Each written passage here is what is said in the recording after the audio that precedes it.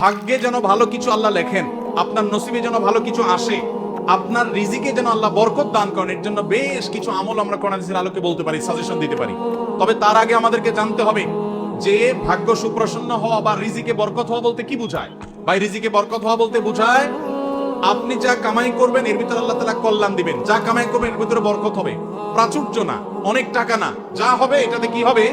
বরকত হবে। আমরা কি বরকত চাই না সম্পদ বেশি চাই? বরকত চাই।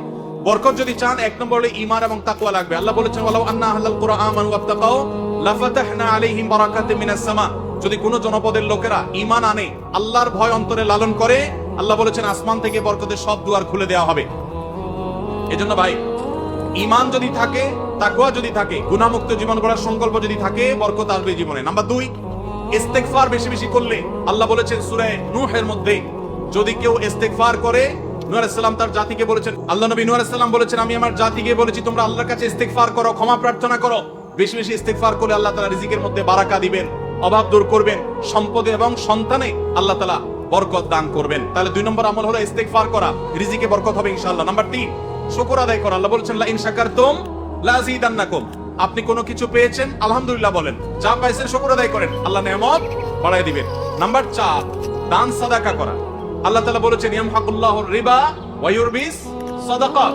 আল্লাহ সুদকে ধ্বংস করবেন, তবে সাদাকা এবং দান এটাকে আল্লাহ তাআলা বাড়িয়ে দিবেন। এইজন্য কেউ যদি দান করে, আল্লাহ তাআলা তাকে কি দেন? বরকত দান করেন তার রিজিকে। তারপরে 5 নম্বর হলো আত্মীয়তার সম্পর্ক রক্ষা করা। নবীজি সাল্লাল্লাহু আলাইহি সাল্লাম বলেছেন মান সাল্লাহু আইয়ুবসাতালাহু ফি রিজকিহি আও ইউনসালাহু ফি আথরিহি ফালিয়াসিল রাহিমা। যে ব্যক্তি চায় তার আত্মীয়তার সম্পর্কে, যে ব্যক্তি চায় তার হায়াতে বরকত হোক, তার রিজিকে বরকত হোক, সে যেন আত্মীয়তার সম্পর্কের সাথে সম্পর্ক ভালো রাখে, আত্মীয়দের সাথে, অর্থাৎ রক্ত সম্পর্কে আত্মীয়দের সাথে যেন সম্পর্ক কানেক্টেড রাখে, বিচ্ছিন্ন না করে, তাহলে তার রিজিক এবং হায়াতে বরকত হবে। সর্বশেষ আরেকটা আমল বলতে চাই, সেটা হলো খাবারের ক্ষেত্রে একত্রিত হয়ে বসে খাবার খাওয়া। এই সুন্নাত আমাদের সমাজ থেকে বিদায় হয়ে গেছে, আমরা অনেকে জানি না। আবু দাউদের একটা হাদিস বর্ণিত হয়েছে, নবীজি সাল্লাল্লাহু আলাইহি সাল্লামের কাছে এক ব্যক্তি বললেন, হে আল্লাহর রাসূল, আমরা খাই কিন্তু অনেক খাওয়ার পরেও পরিতৃপ্ত হই না, পেট ভরে না, খাবারের চাহিদা পরিপূর্ণ মিটে না, কারণটা কি? নবীজি সাল্লাল্লাহু আলাইহি সাল্লাম বলেছেন তোমরা সম্ভবত আলাদা আলাদা প্লেটে খাও, আলাদা আলাদা সিঙ্গেল খাও। তখন নবীজি সাল্লাল্লাহু আলাইহি সাল্লাম বলেছেন তোমরা সবাই একসাথে খানা খাবে, আল্লাহ তাআলা তোমাদের খাবারে বরকত দান করবেন। একসাথে খানা খাবে এবং বিসমিল্লাহ বলে খাবে, এই দুইটা কাজ করলে আল্লাহ তাআলা তোমাদের খাবারে বরকত দান করবেন। এজন্য ভাইরা, বাসা বাড়িতে এক প্লেটে স্বামী স্ত্রী দুজন আছেন, এক প্লেটে খাবেন।